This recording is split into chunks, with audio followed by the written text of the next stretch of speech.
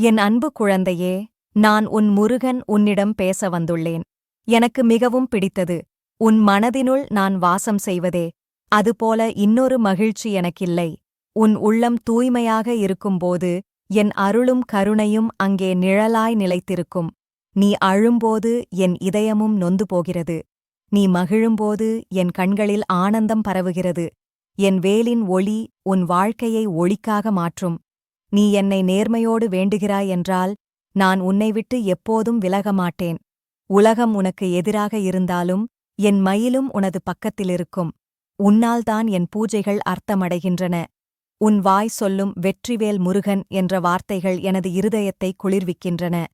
நாளும் என்னை நினைத்துப் பாராய். நீ சென்ற பாதையெல்லாம் மலர்களால் நிரம்பும். தயங்காதே, என் அருள் உனக்கே சொந்தம்.